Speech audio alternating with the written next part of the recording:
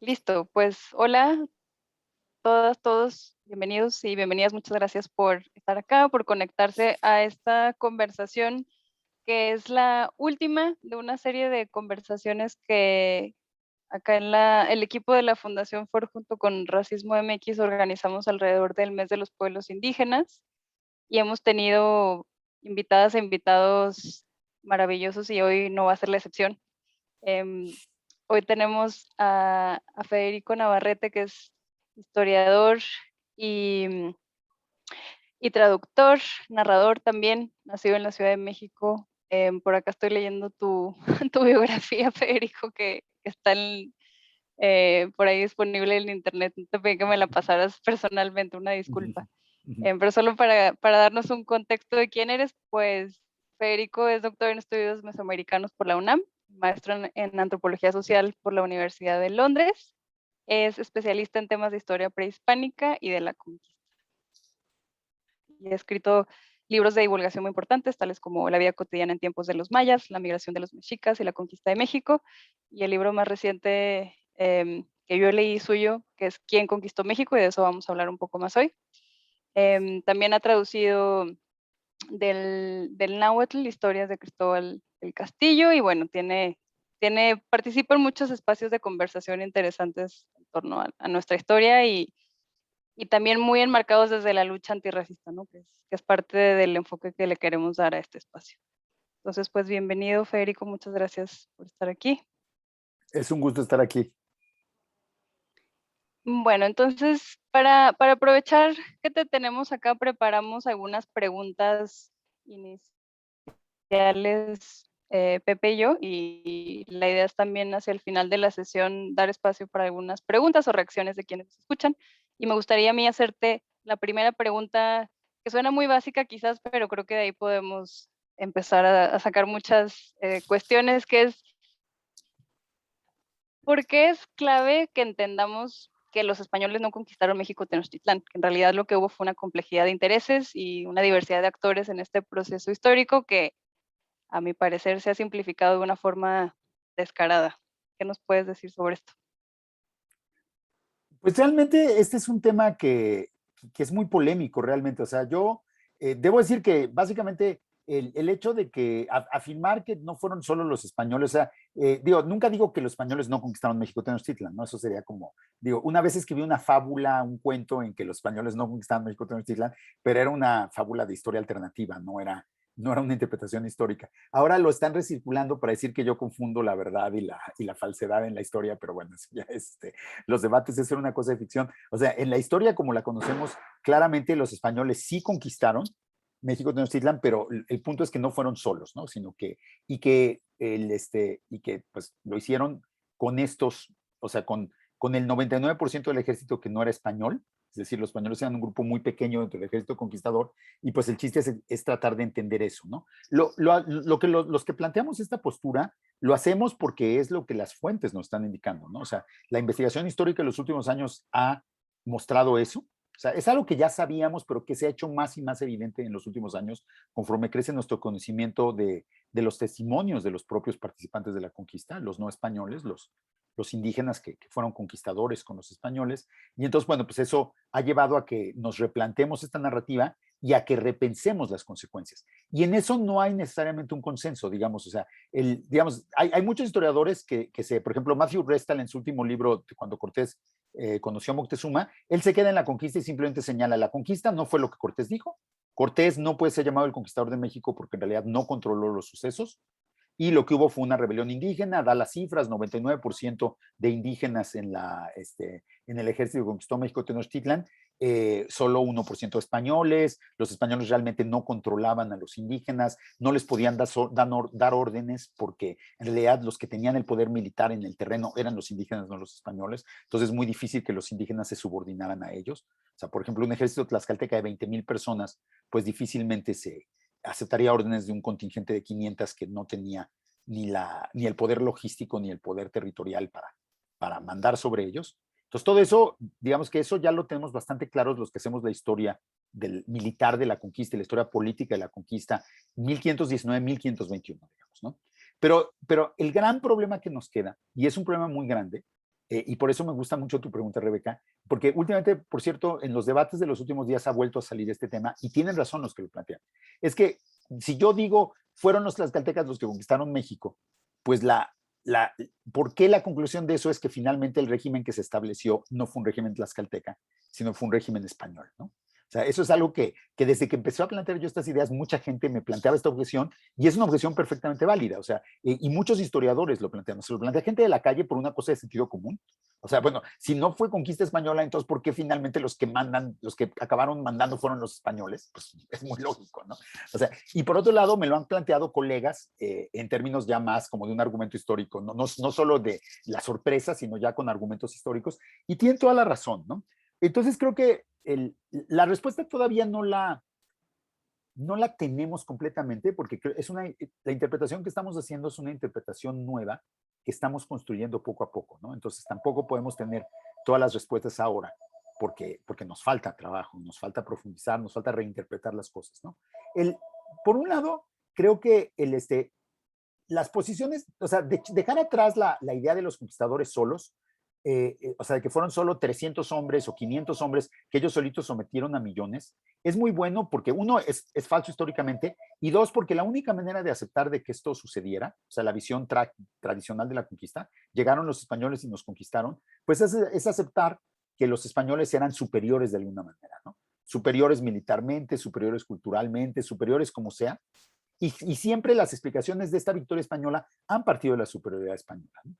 Y que la contraparte, que es más dolorosa, que los indígenas eran inferiores, y las maneras en que se ha inferiorizado a los indígenas son muchos, ¿no? Por ejemplo, decir que eran supersticiosos y que se dejaron engañar por los presagios, o que se dejaron embaucar por los españoles, o que se odiaban tanto entre sí que no se pudieron defender juntos. Todas esas razones lo que implican es poner en una posición de inferioridad a los indígenas y tienen repercusiones en el presente, ¿no? O sea, el problema con esta visión española tradicional de la conquista, o hispanista, por así llamarla, es que esta supremacía de lo español que se establece en el siglo XVI, en el fondo marca una continuidad con una supremacía de la cultura hispánica, de la lengua española, de la cultura occidental, de la gente blanca, por así decirlo. Digo, siempre es un poco más sutil que eso, pero vamos a dejarlo así en esos términos un poco burdos, nada más para ir rápido. Luego, si quiere, podemos hablar de eso, de la gente blanca. La gente blanqueada, más bien, de la gente con una cultura hispanizada o hispánica o hispanizada, pues también son superiores, ¿no? Y por otro lado, si los indios son inferiores,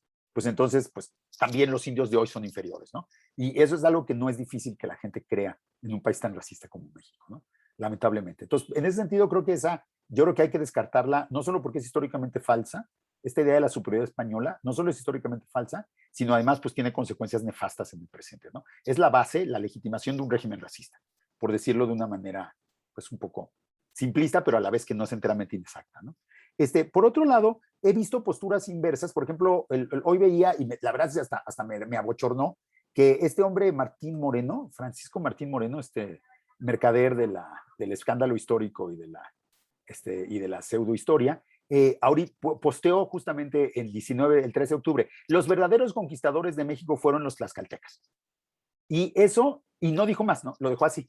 Y eso claramente en el contexto ideológico en que se plantea este post y con las posturas que tiene este caballero en el presente, que son muy identificables, no voy a detallar mucho, y se vuelve una exculpación de los españoles, ¿no? Es decir, o sea, en todo caso, échenle la culpa a los indios, ¿no? Y en el fondo se vuelve una reedición del discurso de los traidores, ¿no? En esta visión de que, esta es una visión en que de alguna manera los tlaxcaltecas sirven para, por un lado, lavarle la mano a los españoles y decir desde luego que López Obrador qué grave error cometió al pedirle perdón a España. He oído bromas así bastante estúpidas de que le debía pedir perdón a Tlaxcala y no a España, o ese tipo de cosas. Bueno, exigir un perdón, una disculpa a Tlaxcala y no a España. Entonces sirve para de alguna manera lavarle las manos a los españoles y sirve para estigmatizar a los tlaxcaltecas como traidores, ¿no? Lo cual en el fondo no es muy distinto de la narrativa tradicional de los tlaxcaltecas traidores que ya conocíamos, ¿no? Entonces, la tercera alternativa que sería, bueno, perdón, entonces esta alternativa de lavarle las manos a los españoles, por ejemplo, hay muchos autores hispanistas, desde España sobre todo, que dicen que lo que sucede es que Hernán Cortés vino a liberar a los indígenas y que lo que encabezó fue una rebelión de los indígenas porque los liberó. Eso pues es otra vez lavarle la mano a los españoles y no ver el proceso colonial, ¿no? Y ha habido gente, en efecto, que dice que la idea de los indígenas conquistadores pues puede llevar a una negación del impacto del régimen colonial, ¿no? Al decir que fue culpa de los indios, entonces pues resulta que ya no podemos criticar todo lo que pasó, los genocidios, la esclavización, las epidemias, la explotación, todo eso, ¿no? Entonces creo que, digamos que ese sería el panorama de las diferentes versiones que hay. Y creo que justamente los que defendemos la figura de los indígenas conquistadores como clave para entender este periodo, pues tenemos un trabajo por delante para explicar nuestra versión, ¿no? Y supongo que ustedes se estarán preguntando cuál es nuestra versión, ¿no? Porque ya hablé un poco de cuáles no son y ahora, bueno, pues brevemente les señalaría 2 puntos. Uno, los indígenas conquistadores fueron los que ganaron la guerra de 1519 y muy probablemente, o sea, finalmente, si se pudo conquistar a los mexicas entre 1519 y 1521 fue por esta participación de los indígenas. Y luego los indígenas conquistadores también participaron en las guerras que siguieron en los últimos 20 años, en los siguientes 20 años, y fueron por toda Nueva España y que crearon ese ámbito territorial y político que se llamó Nueva España. Eso es innegable. Ahora bien, el régimen colonial que se estableció en ese lugar no es lo mismo que la conquista. O sea, esa es la primera distinción. O sea, el régimen colonial se establece poco después de la conquista, sin lugar a dudas, y se establece porque hubo conquista. O sea, si los españoles no hubieran llegado, no hubiera habido régimen colonial, sin lugar a dudas. Pero no hay que confundir una y otra cosa. O sea, el régimen colonial no fue el único posible, no fue el resultado, no fue simultáneo a la conquista. O sea, el régimen colonial no se establece el 14 de agosto de 1521. Ahí no se establece nada, ahí no hay un régimen. Lo que hay es un vacío de poder gigantesco y finalmente los que mandan en ese momento en Mesoamérica son claramente los tlaxcaltecas y los texcocanos, que son los que tienen los grandes ejércitos, controlan el territorio, y a lo largo de los siguientes años, los que van a mantener el control de Mesoamérica van a ser tlaxcaltecas, texcocanos y crecientemente mexicas, porque los mexicas se integran rápidamente a estas alianzas y también participan. Cuando hay una rebelión de otro pueblo, los tlaxcaltecas y los texcocanos van y la combaten. Cuando hay, o sea, entonces, digamos que durante los primeros 10, 15 años de la conquista, son los aliados los que están manteniendo el régimen. Pero luego el régimen se empieza a establecer lentamente en contra tanto de los aliados indígenas como de los conquistadores españoles. Eso es algo que habría que entender. O sea, cuando llega el virrey Antonio de Mendoza y empieza el virreinato propiamente, que es 15 años después de la conquista, y los sucesivos virreyes, a los primeros que llegan a quitarles cosas es a los conquistadores españoles. Les quitan la encomienda, les quitan el control directo de los indios, les quitan poder político y los van aislando. Porque lo que les interesa es consolidar el poder del rey de España, no de Hernán Cortés y sus amigos. Aunque sean españoles, ¿eh? O sea, eso es una cosa o sea, el rey de España solo trabaja para sí mismo. Y Cortés trabajó para el rey de España, pero el rey de España nunca va a trabajar para Cortés. Así es como funciona un sistema autoritario, como era la monarquía española, ¿no? Y hacen lo mismo con los indígenas conquistadores. O sea, es un proceso paralelo. El proceso de desplazamiento de los españoles conquistadores es paralelo al proceso de desplazamiento de los indígenas conquistadores.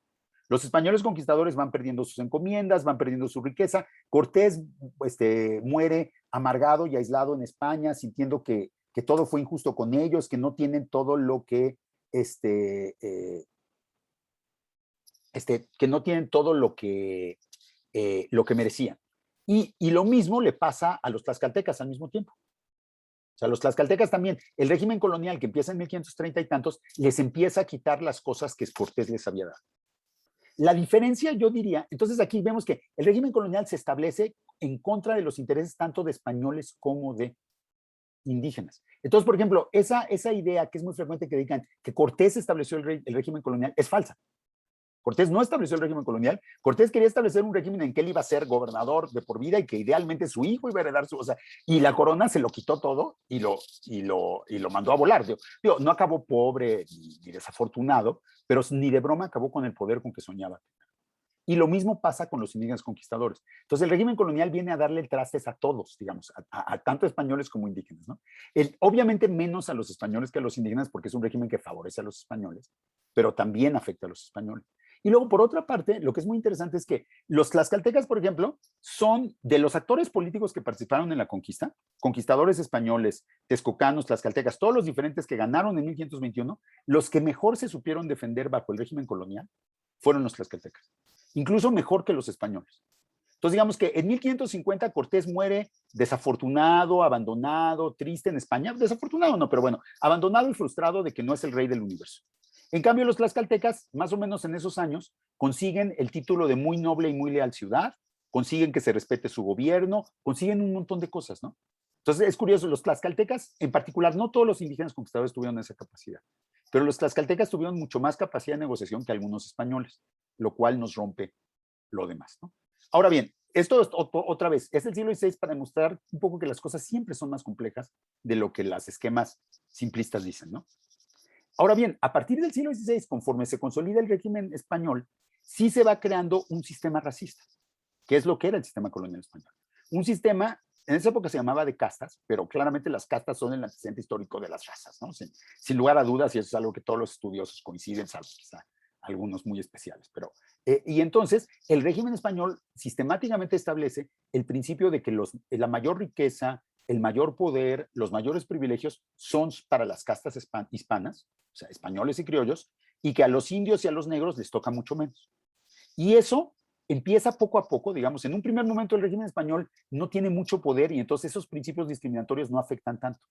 Pero cuando tú tienes un régimen que impone esos principios día tras día, año tras año, década tras década, en cada uno de sus actos, eso tiene un impacto acumulativo brutal a lo largo de 30, 40, 50, 100 años. Y entonces, eventualmente sí se va a establecer un régimen que va a poner a todos los indios abajo, que va a privilegiar sistemáticamente a los que vienen, a los de origen español, y que va a esclavizar casi siempre a los negros, ¿no? A menos que dejen de ser negros y se conviertan en mulatos y otras historias.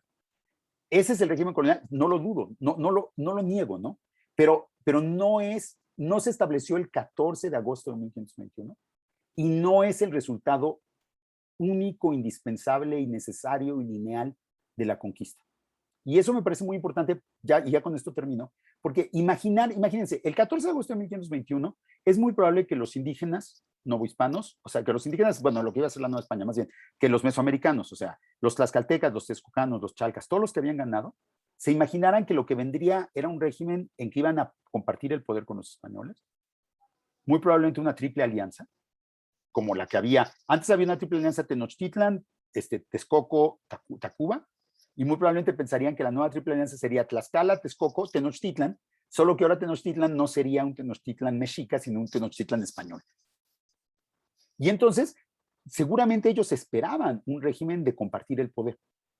Y seguramente durante los primeros 30, 40 años, eso fue de alguna manera una opción que los indígenas defendieron, ¿qué tal? Esa opción fue eventualmente suprimida por las epidemias, por el régimen colonial y todo español, pero no hay que suprimirla, ¿no? Porque era una posibilidad de un resultado diferente de la conquista, que aunque no sucedió materialmente, o sea, no se llevó a cabo, sí era una posibilidad. Y en historia siempre es muy importante recordar esas posibilidades porque nos demuestran que los procesos siempre pudieron haber sido diferentes y nos permiten entender. Entonces, la dinámica no es o sea, el problema quizá no sea la conquista militar en sí misma, sino la manera en que el régimen español impuso el racismo después. Y entonces, decir que esa imposición del racismo posterior es resultado inevitable de la conquista es simplificar las cosas. O sea, los que hicieron la conquista, ni los españoles, por cierto, ni los indígenas se imaginaban un régimen racista de ese tipo como el que se estableció finalmente. Se estableció después y por otras causas, ¿no? Obviamente sin conquista no se hubiera podido establecer, pero eso no implica que fuera inevitable, ¿no? Entonces, creo que históricamente siempre es muy importante deshacer estas cadenas causales y mostrar los puntos en que las cosas pudieron ir por otro lado, porque también son los puntos en que las cosas pueden seguir yendo por otro lado mucho tiempo después. O sea, esas alternativas históricas no están muertas, aunque no se hayan realizado en el pasado.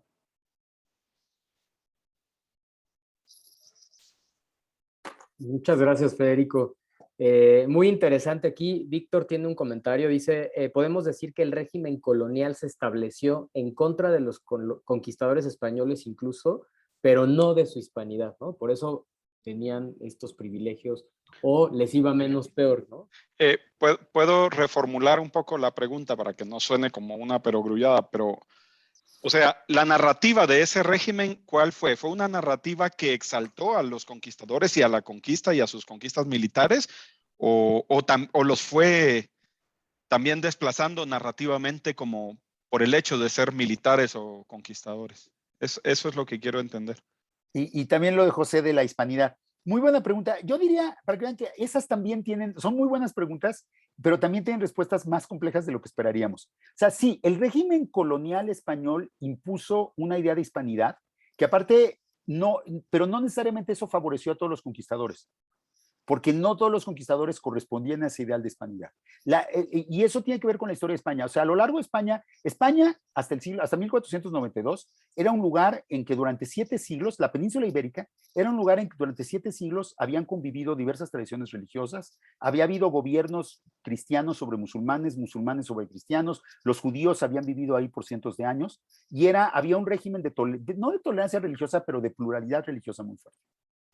Llegan, conquistan el último reino moro, el último reino musulmán en Granada en 1492, y la corona española impone un régimen de intolerancia religiosa brutal, en que la única religión que se tolera es el catolicismo. Y se expulsa de España eventualmente a toda la gente de origen judío y a toda la gente de origen musulmán, y a muchos se les quema en la hoguera, y bueno, esas persecuciones fueron mucho más terribles de lo que les gusta recordar a los hispanistas, ¿no? Y eso crea la idea de hispanidad.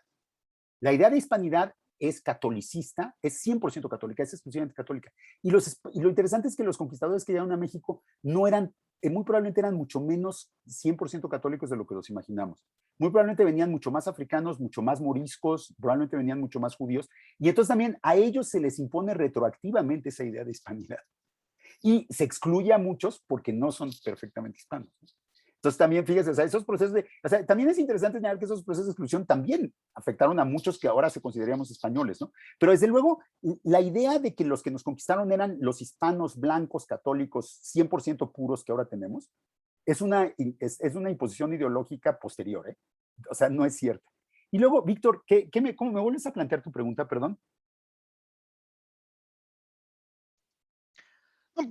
Pues formulé más pensando en la narrativa, justamente en cuál sería la ¿qué hacían narrativa con la según las narrativa? fuentes respecto a la conquista, al hecho de la conquista militar. ¿Se mantuvo exaltada y a quienes la hicieron? Sí, porque No. todo eso en el debate posterior también Sí. sobre sí, la naturaleza de los indios como humanos y vasallos del rey y todo esto. Entonces, la conquista como narrativa de una... Sí, de una guerra, ¿no? De una batalla militar, ¿cómo queda en ese régimen? ¿Cómo fue Yo creo que abordado? se le quita mucho menos importancia a la dimensión militar, porque la dimensión militar es problemática. Una, porque hay muchos españoles que disputan el derecho de Cortés de haber hecho sus actos, porque no tenía base jurídica para hacerlos. Entonces son actos bastante endebles. Digo, la corona los acepta porque pues, no le va a decir que no al regalo que le dio Cortés, ¿no? Sobre todo cuando aparecen los minerales y queda claro que ahí pues, se acaban de ganar la lotería, pues no lo van a negar. Pero sí buscan minimizar la cuestión militar y enfatizar mucho más el tema de la conversión religiosa, de la conquista espiritual, de la pacificación, que quiere decir como el establecimiento de instituciones españolas entre los indígenas y todo eso, y le quitan mérito a los españoles. O sea, la narrativa dominante durante el periodo español no es Cortés heroico. O sea, sí es los conquistadores que bien, pero es más bien el régimen colonial le trajo religión, paz y todo esto a estos indios, ¿no? Es más una narrativa civilizatoria. Es curioso, pero la idolatría de Cortés viene en el siglo XIX, no viene en el periodo colonial. Es más, tiene más que ver con el nuevo imperialismo europeo del siglo XIX, que es mucho más abiertamente racista y blanco, y que ahí sí ven a Cortés como el primer gran colonizador blanco, o sea, como el abuelito de Cecil Rhodes, el abuelito de todos estos conquistadores que arrasaron África, es Cortés, ¿no? Y entonces ahí le crean esa narrativa, y en México tiene que ver con el surgimiento de grupos criollos hispanistas, en la Academia Mexicana de la Historia, en la historia profesional, que también convierten a Cortés en un dios porque lo consideran como el fundador del hispanismo, el fundador de la historia, mil y un cosas. Pero eso es 3 siglos después.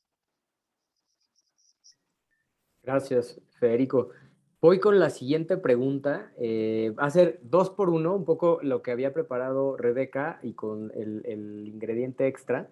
En tus investigaciones has encontrado y mostrado que las mujeres indígenas tuvieron un papel fundamental en todos estos procesos.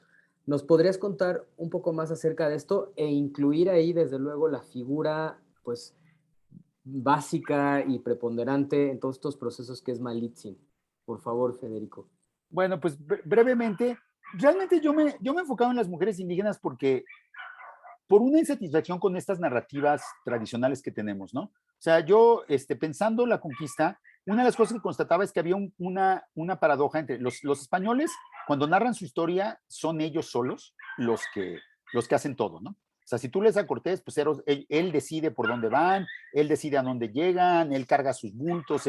Y por otro lado, tenemos otra información que nos cuenta que es todo lo contrario, que los españoles en Cuba y en América, de hecho, los españoles venían a América justamente para no tener que trabajar, ¿no? O sea, el chiste de ser colono es que llegabas a un lugar donde había una cantidad ilimitada de indios que iban a trabajar para ti y venías a hacerlos trabajar y donde también, y esto es una parte que generalmente no se dice mucho, donde podrías disponer de un número de mujeres de las que no dispondrías en España, ¿no? O sea, digamos, los que se venían a América es porque, y perdón que lo diga de una manera tan cruda, es porque querían tener acceso a muchas mujeres indígenas y a muchas concubinas y a no sé qué. Esa es una constante en la vida de los conquistadores, ¿no? Casi todos tienen varias amantes indígenas, además de una esposa legítima española, si es que tienen esposa legítima española. A veces se casan con una de sus amantes indígenas, ¿eh? También pasa, ¿no?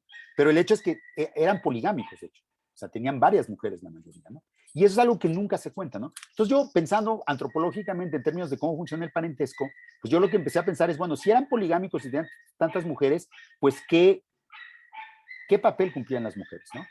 O sea, eran simplemente acompañantes y ya. Pues es bien fácil que desde una perspectiva masculinista, pues pensemos, bueno, pues eran las empleadas, digamos, les daban servicios domésticos y ya, ¿no? Pero si lo vemos desde el punto de vista de las culturas mesoamericanas, esas cosas que hacían las mujeres, dar de comer, compartir el lecho, cuidar corporalmente a los españoles, o sea, que pues mantenerlos sanos, cuidarles sus heridas, curarlos de las enfermedades, todo eso. Esas tres actividades, desde el punto de vista mesoamericano, son mucho más importantes que desde el punto de vista español. O sea, desde el punto de vista español, sinceramente, lo que estás comiendo y quién te está tendiendo la cama y con quién estás teniendo sexo, pues es el tipo de cosas que nunca mencionas en una carta al rey, entre otras cosas, ¿no? Porque si tú eres un soldado cristiano que le está escribiendo al rey para que te dé un premio porque eres un buen soldado cristiano, pues no le vas a decir, estoy aquí folgándome con 3 mujeres de la tierra y cuando si me descuido me ponen plumas y me bañan en una cosa que se llama temazcal el otro día que me enfermé me dieron una hierba que quién sabe qué no, pues no le vas a contar nada de eso, ¿no? O sea, tú le cuentas que eres un soldado español, que solo, o sea, que te duermes con el crucifijo en el pecho y que amaneces diciendo viva el rey de España, ¿no? O sea, no dándole besos a tus amantes, ¿no? O sea, es obvio, ¿no? O sea, pero el problema es que sí sabemos eso, ¿no? Entonces, bueno, volviendo a lo mesoamericano. O sea, la cuestión de la alimentación, en Mesoamérica, tú eres lo que comes y esto es así hasta la fecha, ¿no? O sea, por ejemplo, un joven, cuando una familia tzeltal de Tenejapa o de Cancún va a mandar a su hijo a una familia tzeltal, que hablan maya tzeltal toda su vida porque comen maíz. De hecho, en Mesoamérica la gente puede empezar a hablar su idioma indígena en el momento en que empieza a comer maíz, ¿no? O sea, la adquisición del lenguaje está muy vinculada con comer maíz, no solo porque sucede al mismo tiempo, sino porque se considera que hay una relación causal, ¿no? Y entonces cuando su hijo cumple 6 años, se va a ir a la primaria a aprender español, le dan de comer galletas de trigo, le dan de comer galletas Ritz, porque el trigo sirve para aprender español.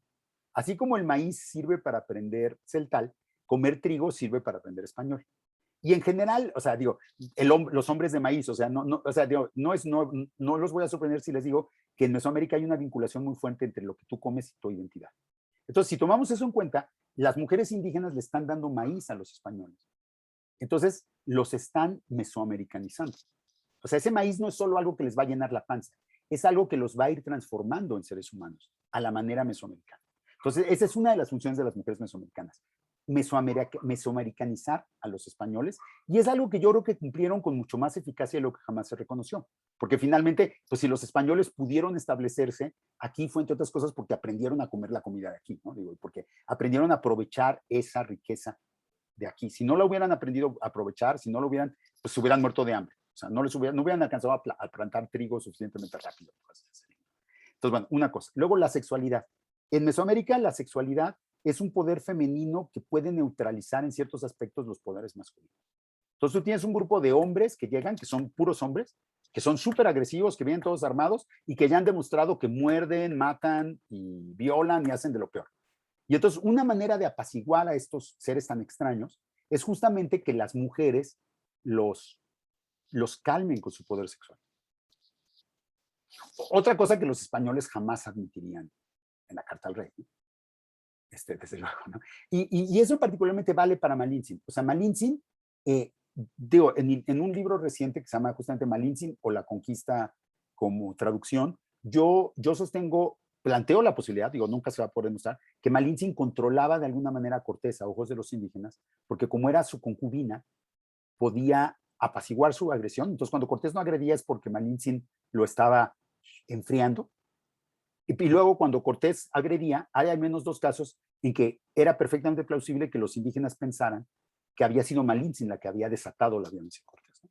Entonces, a ojos de los indígenas, Malintzin era la que desencadenaba o controlaba la violencia de Cortés.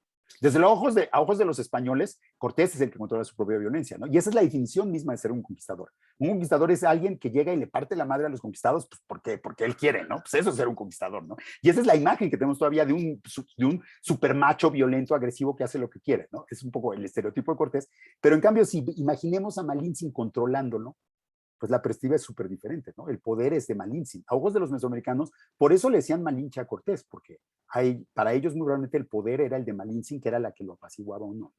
Y por otro lado, los mesoamericanos, las mujeres mesoamericanas establecieron parentesco con los españoles, modificaron sus cuerpos, digo, los españoles vestían ropa tejida por las mujeres mesoamericanas, se curaban con ungüentos y remedios mesoamericanos, o sea, su corporalidad se fue afectando. Seguramente se empezaron a bañar mucho más de lo que se bañaban antes. O sea, para empezar, ¿no? O sea, porque en Mesoamérica el baño era una cosa fundamental y en España, pues no, era todo lo contrario, ¿no? De hecho, una de las primeras cartas que le manda Carlos V a Cortés le contaba que los indios se bañaban mucho y Carlos V le responde, y por favor, díganle a mis nuevos súbditos que se bañen menos porque les va a hacer mucho daño. Entonces, es de las primeras recomendaciones coloniales de Carlos V, que los mesoamericanos se bañen menos. Pero bueno, seguramente lo contrario era cierto. Algunos hicimos caso, ¿eh? Algunos, al menos. Entonces, como ven, las mujeres tienen un papel mucho más importante de mediadoras culturales, de integradoras, y finalmente tienen hijos con los españoles. Y esos hijos, es muy fácil que los metamos en la narrativa del mestizaje, pero en realidad esos hijos son parientes que permiten ir como enraizando a los españoles en América. Y si vemos las trayectorias vitales de muchos de los conquistadores, pues muchos de los conquistadores finalmente se quedaron aquí con sus mujeres indígenas y con sus hijos. O sea, sí los enraizó tener hijos con mujeres mesoamericanas, ¿no? Y ahí la idea del mestizaje juega de una manera compleja, porque esos hijos sí son mestizos en términos estrictos, pero no son la idea del mestizaje que tenemos, porque muchos de ellos se quedan con sus madres indígenas.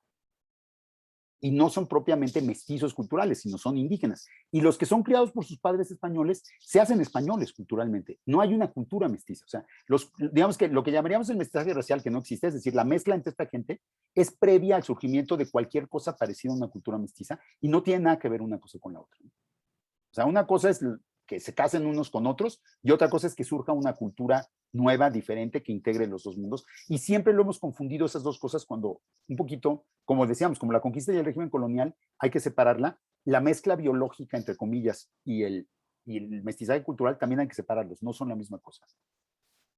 Y bueno, Malintzin, básicamente, rápidamente, porque ya no tenemos mucho tiempo, yo diría que básicamente, pues, si tenemos en cuenta que la conquista se realizó porque Cortés se pudo comunicar con los indígenas, porque si no, no hubiera habido alianzas. Y la encargada de todas las comunicaciones era Malintzin. Bueno, la conclusión lógica es, bueno, la conquista se realizó gracias a Malintzin.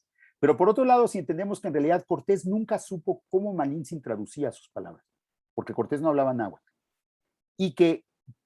Pero que por otro lado lo que es claro es que esas traducciones de Malintzin fueron las que convencieron al 99% del ejército de unirse a los españoles. Entonces la pregunta es, ¿quién tuvo el poder persuasorio? ¿Cortés, que hablaba en español y que nadie le entendía? ¿O Malintzin, que encontró una manera de traducir las palabras de Cortés al náhuatl, una manera que obviamente fuera comprensible a los mesoamericanos y que por lo tanto tenía que ser muy diferente de lo que Cortés pensaba, porque eran dos mundos muy diferentes? Y entonces, y la que hablaba en náhuatl, a la que todo el mundo le entendía, y la que encontró la manera de interpretar las palabras de Cortés, fue Malintzin, ¿no? Entonces, Cortés siempre da por sentado que Malintzin traducía exactamente lo que él decía. Pero eso lo tiene que dar por sentado porque si no, toda su historia se cae, ¿no? O sea, si no, pues digo, ya para qué escribe una historia, ¿no? Si dice, yo no entendí nada de lo que pasaba y tal, pues no escribe, ¿no? O sea, pero nosotros tenemos elementos para pensar que Cortés entendía mucho menos de lo que jamás le dije, de lo que sucedía, y que en cambio esos entendimientos que construyó Malintzin con los indígenas fueron mucho más importantes, y esa va a ser nuestra gran duda, que nunca los vamos a poder conocer, porque obviamente Cortés no lo registró, y los indígenas no los registraron de manera directa, sino que hicieron alusión a ellos muchos años después. Entonces, esa es como nuestra gran incógnita.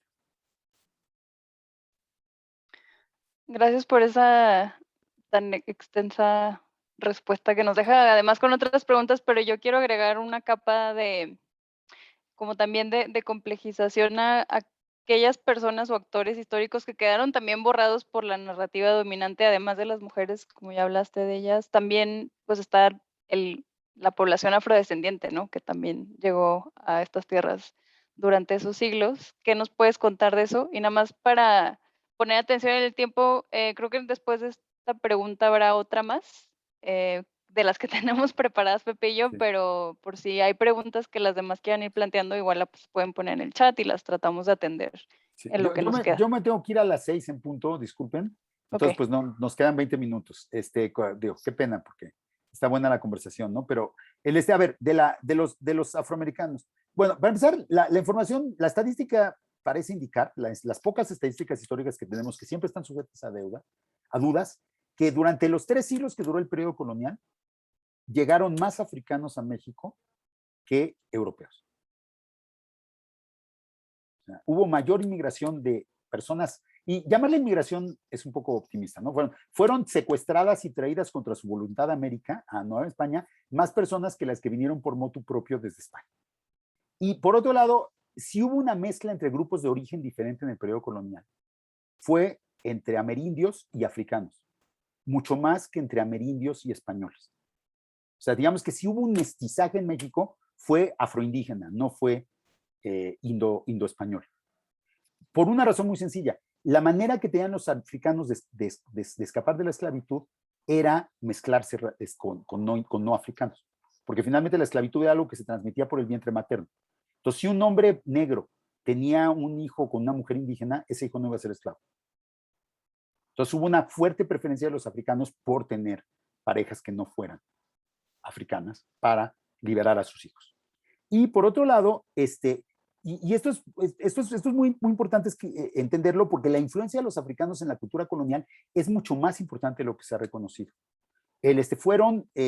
Fueron intermediarios muy importantes, muchos de ellos eran arrieros y jugaban papeles marginales, o sea, porque no eran esclavos ya, entonces no trabajaban en las grandes minas, los libres, y no podían tener acceso a los cargos de los blancos, ni nada por el estilo, ni a los indios. Entonces vivían como en espacios marginales, en las ciudades, en los reales mineros, y ahí jugaron un papel súper importante, muy moderno, porque eran los que se encargaban de comunicar, de establecer relación entre los diferentes grupos. Un papel de mediación cultural que es muy importante y que explica también por qué buena parte del liderazgo de la independencia de México en 1810 a 21 son gente mulata, porque había esta función, ¿no? Entonces creo que esta es una de las historias menos conocidas de México. Hay varios libros que ya la están explorando, pero todavía nos falta muchísimo por conocerla, ¿no? También sabemos que en el siglo que con Cortés vino al menos un africano, Juan Garrido, y el Códice Escatitlán, que es uno de los códices de la conquista del siglo XVI, representa a la persona de origen africano con muchísima prominencia, ¿no? O sea, está Cortés y dos figuras después está Juan Garrido o la persona de origen africano, que digo, suponemos que es Juan Garrido, pero pudo haber sido alguien más. Seguramente vinieron más de uno. Y en general, hay que decirlo, los indígenas nunca confundieron a los blancos con Quetzalcóatl, para nada. Eso es falso. Pero sí pensaron que los negros podían ser dioses, porque los dioses mesoamericanos usaban pintura negra. Y cuando un sacerdote se quería disfrazar de Dios o convertir en Dios, se pintaba la cara en negro. Entonces, todo este mito de que los indígenas adoraban a los españoles por blanquitos, pues en realidad es una proyección de los racismos contemporáneos, bueno, del racismo español y de los racismos contemporáneos hacia el pasado, ¿no? En todo caso, si alguien adoraron por su color de piel, fue a los africanos, ¿no? Y eso luego fue una de las razones de por qué se solidificó tanto el racismo antinegro en América. Porque como los indígenas asociaron a los afroamericanos con los dioses prehispánicos, luego los frailes asociaron a los dioses prehispánicos con el demonio y asociaron a los africanos con el demonio. Entonces, o sea, fíjense cómo el régimen colonial, esta identificación que era positiva, o sea, identificar a los africanos con los dioses, por medio de la demonización de los dioses prehispánicos, sirvió para demonizar a los dioses prehispánicos y para execrar a los africanos, ¿no? O sea, esas son las lógicas del racismo que el régimen colonial fue imponiendo en contra de todas estas posibilidades, ¿no? Y les digo, volviendo a lo que decía José, o sea, el hispanismo es la historia de cómo se fue imponiendo esta visión excluyente de lo que era ser hispano contra una realidad en el siglo XVI en que ser hispano era mucho más flexible. Había hispanos de origen musulmán, había hispanos de origen africano, había hispanos de origen judío, había hispanos de origen indígena. Se pudo todavía en un primer periodo, los indígenas conquistadores, todo eso. Pero luego, en el siglo, ya a partir de la segunda mitad del siglo XVI y más adelante, cada vez se hace más exclusivo que hispano tiene que ser blanco, católico, cristiano viejo, y se va excluyendo a todos esos grupos, ¿no? Pero otra vez es un proceso largo. De acuerdo. Gracias, Federico. ¿Alguien tiene alguna pregunta?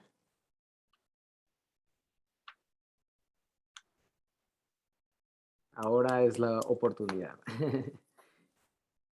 Si no, podemos terminar con la siguiente pregunta. Rebeca, ¿te parece bien? Bueno, ¿cómo es que hoy, Federico, 500 años de resistencia indígena, las dinámicas de la conquista o de la invasión y la colonia siguen siendo vigentes y afectando de manera tangible la vida de las y los mexicanos? Bueno, creo que una de las cosas más curiosas que pasa con la conquista es que es algo que me he dado cuenta justamente en los debates de los últimos 2 años, que muchas de las cosas que le achacamos a la conquista, por ejemplo, decimos cuando a partir del 13 de agosto de 1521, por ejemplo, o sea, esto es así por típica idea, ¿no? Porque fíjate, como nos has enseñado que fue la conquista de México, o sea, que los españoles no conquistaron una ciudad, sí, una ciudad entre decenas de ciudades, sino conquistaron un país que no existía, pero bueno, nos imaginamos que era un país y que entonces el 13 de agosto cae la capital y cayó todo el país, ¿no? Es un poco como imaginamos lo que fue la intervención norteamericana en 47, ¿no? O sea, cuando cayó la Ciudad de México en 47, sí, eso marcó la derrota del Estado-Nación mexicano, y entonces luego vino una negociación entre México y Estados Unidos en que México aceptó su derrota y se dio la mitad de su territorio, ¿no? Entonces pensamos, la conquista del 13 de agosto fue la derrota de una nación mexicana y entonces pues básicamente todos estaban derrotados. Ya sabemos que eso es falso, pero es muy curioso, a esa derrota le atribuimos muchas consecuencias. Por ejemplo, decimos, a partir del 13 de agosto de 1521 se persiguió a las lenguas indígenas. A partir del 13 de agosto de 1521 se despojó a los indígenas de sus tierras. A partir del 13 de agosto de 1521 se persiguió a las culturas indígenas y se les empezó a imponer una cultura diferente. Bueno, todas esas 4 cosas en realidad ni siquiera sucedieron propiamente durante el régimen colonial. El régimen colonial no impuso el español, de hecho utilizó mucho más el náhuatl que el español como lengua de comunicación. El régimen colonial sí quitó algunas tierras de los indígenas, pero a la vez garantizó la propiedad de la mayoría de las comunidades. Y por eso, cuando ahora una comunidad indígena quiere defender sus tierras, la prueba más fuerte que puede presentar para defender sus tierras es un título colonial, es una merced real, ¿no? Y la mayoría de los legajos agrarios de México empiezan con una dotación colonial, ¿no? Con un título colonial. De hecho, la base de la propiedad territorial en México hasta la fecha es el régimen colonial, ¿no? Y finalmente el ejido de la Constitución del 17 es un término de la legislación colonial y retoma los elementos de la legislación colonial, ¿no? Y luego, los europeos impusieron la cristiandad, pero intervinieron bastante poco en el resto de la cultura de los pueblos indígenas, porque no era su interés modificarla grandemente. Y entonces, y en cambio, todas esas cosas las hizo los regímenes independientes de México, 300 años después o 400 años después. O sea, por ejemplo, la imposición del español es un fenómeno del siglo XIX y del siglo XX, ¿no? Todavía en 1821, 70% más de la población hablaba náhuatl. Bueno, lenguas indígenas, ¿no? Y probablemente hubiera más hablantes de náhuatl que hablantes de español. Y sin embargo, 100 años después, el español ya es mayoritario y el náhuatl y los lenguas indígenas, empezando con el náhuatl, van de salida. Bueno, eso lo hizo los gobiernos independientes. Lo mismo el despojo territorial. O sea, la peor época de despojos territoriales en la historia de México ha sido el siglo XIX, la segunda mitad del siglo XIX, y por eso también fue la época en que más rebeliones indígenas hubo. Hubo mucho más rebeliones campesinas e indígenas contra Porfirio Díaz, los liberales y Porfirio Díaz, que contra el régimen colonial, pero muchísimo más. Por eso, por la tierra. Y la imposición de una cultura mestiza, moderna, occidental a los indígenas, por medio de la escuela, por medio de los medios de comunicación, por medio de las instituciones públicas, pues es también del Estado-Nación mexicano. Entonces, realmente, ahora, lo que es muy interesante es que al mismo tiempo que el Estado-Nación mexicano está haciendo eso en 1890, en 1920, en 1940, escriben los historiadores mexicanos unas historias de la conquista en que le echan la culpa de todo eso a los españoles, ¿no? Entonces, ahí fíjense cómo, de alguna manera, cuando hablamos de relación colonial, pues sí es bien fácil decir, ay, qué malos son los gachupines, ¿no? Y vamos a hacer que nos pidan perdón y qué mala es España y vamos a, o sea, pero no, en realidad, o sea, los regímenes coloniales mexicanos independientes han sido tanto más colonialistas que el régimen español. O sea, yo creo que la dinámica de la conquista que sobrevive a la fecha y que más daño hace es el colonialismo. Es la idea de que solo un tipo de cultura vale y las demás son inferiores. De que una élite que se cree superior al resto de la población tiene el derecho de imponerle a esa población lo que piensa, cómo habla, cómo debe comportarse. Que debe haber un modelo único de mexicano y que las y los que no corresponden a ese modelo único tienen que abandonar sus formas de ser diferentes y normarse de acuerdo a ese modelo único de mexicana, mestizo, de mexicana o mexicano mestizo, ¿no? Entonces, todas esas cosas, ¿cómo decirlo? Sí se iniciaron con la conquista, sin lugar, con la colonia, ¿no? Con la conquista y luego con la colonia, pero digamos que sus manifestaciones más álgidas han sido después, ¿no? Y entonces, a mí me parece que es fundamental establecer la continuidad histórica, porque en efecto existe, pero por otro lado, creo que la continuidad histórica puede ser una trampa si la utilizamos para, de alguna manera, culpar a los de hace 5 siglos por lo que hizo nuestro tío o nuestro papá o lo que hacemos nosotros, ¿no? O sea, porque finalmente muchas de esas dinámicas de exclusión y de intolerancia cultural y de discriminación, pues, digo, no son solo del siglo XIX y XX, ¿no? O sea, por más que vivamos en mundos, en regímenes multiculturales, esas dinámicas siguen ahí. Y el despojo territorial de las poblaciones indígenas sigue ahí, ¿no? Entonces, pues eso es lo que, o sea, ¿cómo decirlo? Esas son las dinámicas que se mantienen, ¿no? Las relaciones coloniales siguen siendo, pues, fundamentales en nuestra cultura, ¿no? Por eso a mí me llama mucho la atención una cosa, cuando yo planteo estas ideas y cuestiono, pues, un poco esta importancia de los españoles y en todo eso, mucha gente que se adscribe a sí misma, que se considera a sí misma como criolla o que defiende esa cultura, siente que estoy diciendo que ya no, que decir eso es como decir que ellos no tienen derecho a estar en México, ¿no? Y que lo ven y reaccionan como si fuera una amenaza. O sea, por ejemplo, hay una moda de decir que los que criticamos el colonialismo planteamos un discurso de odio contra lo hispano y los españoles. Pues, ¿cómo decirlo? No, ¿eh? O sea, sinceramente no. O sea, digo, para nada. Pero es muy curioso cómo el hecho de que tú critiques lo que pasó hace 500 años es como si le estuvieras negando a estas personas su mexicanidad en el presente, ¿no? Es muy curioso, ¿no? O sea, ¿por qué discutir lo que hicieron los españoles hace 500 años pondría en entredicho el derecho de existir de la cultura española en México en el presente, ¿no? O sea, sinceramente, yo creo que la cultura española en México tiene muchísimas mejores razones para ser parte de la cultura mexicana que la conquista, ¿no? Ha hecho mucho mejores cosas por México que la conquista. La conquista no fue su mejor episodio, definitivamente. O sea, porque sí, o sea, digo, no lo vamos a negar, pero ¿por qué siguen teniendo que referirse a la conquista como la última justificación de su existencia en México? Es curioso, ¿no? O sea, ¿por qué se sienten amenazados de que critican la conquista como si eso fuera a decir que los siguientes ustedes no son mexicanos? Cuando tienen 500 años viviendo aquí, o sea, o bueno, 30 o los que fueran, ¿no? Pero, o sea, pero el punto, o sea, fíjense cómo sigue teniendo este referente fundamental, ¿no? Y también, pues, para lo indígena, pues nuestro referente de lo indígena es siempre lo prehispánico, ¿no? Y cualquier cosa que veamos en una manifestación indígena contemporánea, nuestra primera reacción es tratar de decir, ¿es prehispánica o no? Y si no es prehispánica, ¡ay, grave decepción! Entonces ya no es auténtica, ya no es realmente indígena, ya. El otro día Yasnaya Aguilar se burlaba de eso, ¿no? Que ya decía que los indígenas deberían decir, bueno, pero prehispánica, ¿cómo la quieres? ¿Prehispánica? Pues clásica, eso te cuesta tanto, pero si la quieres prehispánica, preclásica, de hace 4,000 años, no, pues eso sí, o sea, paga más, ¿no? O sea, si quieres un tejido de los olmecas, pues ese vale más. Desde luego vale más que un tejido aculturado, medio cristianizado del siglo XIX. Pero entonces fíjense cómo en nuestras definiciones identitarias seguimos hablando de ese momento como si nos hubiera fijado en piedra, ¿no? Y justo un poco mi afán en ir separando los procesos históricos es demostrar que la conquista no fijó en piedra nada, ¿no? El régimen colonial tampoco fijó en piedra nada, ¿no? O sea, finalmente todas son relaciones en las que siempre ha habido un juego de poder y que por lo tal siempre se pueden cambiar, no es que ya no estemos condenados a la conquista o a la derrota o a la victoria, ¿no? Digo, según el bando en que te consideres, digamos, comillas, ¿no? Víctor, adelante, creo que quieres hacer un comentario o pregunta. Y si alguien más está en la fila, levante la mano. Gracias. Gracias, Federico. Sí, muy aleccionadora, ilustradora tu exposición justo ahora cuando tú preguntabas por qué hay esa percepción de amenaza y de actitud, me vino a la mente justamente que en la discusión del sistema de opresión y de cómo se ha ido instaurando, que como dices, no ha sido una instauración en piedra, ha sido procesos muy complejos, pero definitivamente de instauración o de construcción de un sistema de opresión.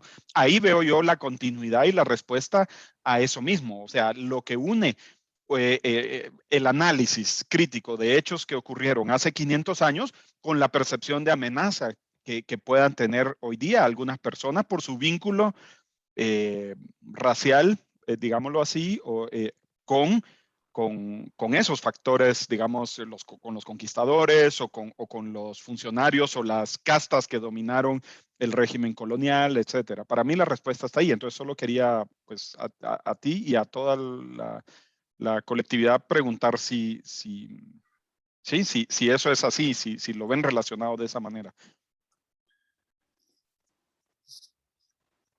¿Puedo decir algo, responder algo? Me parece, tu punto es muy bueno, Víctor, pero yo diría, ahora que lo decías, como que me quedó claro, o sea, cuando una persona de hoy se siente amenazada por la discusión de hace 500 años, no, o sea, obviamente la manera en que lo va a expresar es en términos de esta cuestión de origen racial. O sea, va a decir, estás criticando de alguna manera a mis antepasados y entonces que tú critiques a mis antepasados pone en entredicho que yo esté aquí de alguna manera, ¿no?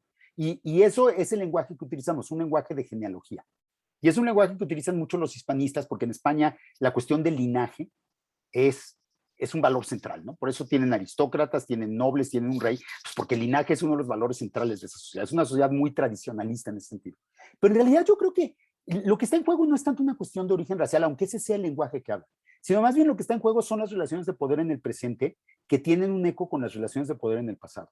O sea, la gente se siente amenazada en el presente, no tanto porque estés hablando mal de sus antepasados, sino porque si tú cuestionas las relaciones de poder en el siglo XVI, estás de una manera o de la otra cuestionando las relaciones de poder en el presente.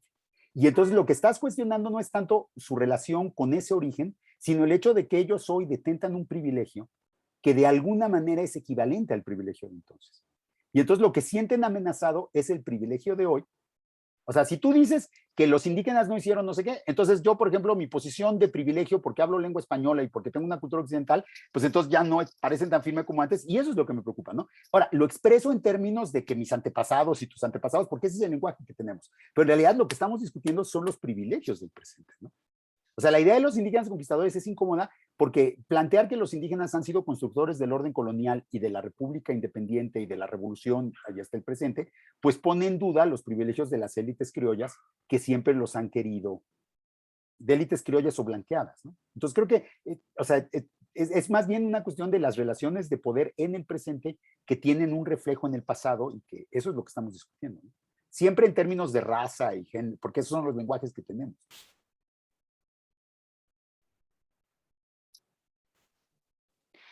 Pues ya estamos llegando a la hora en la que te tienes que ir, Federico, pero te agradecemos muchísimo que nos hayas dado de tu tiempo y que nos des muchos elementos con los cuales cuestionarnos el presente, ¿no? O sea, la invitación creo que es a desmitificar el pasado, pero siempre para poder ver qué está pasando hoy con nuestras dinámicas de poder, con nuestro privilegio, con las cosas que podemos o no hacer hoy. Entonces, muchísimas gracias.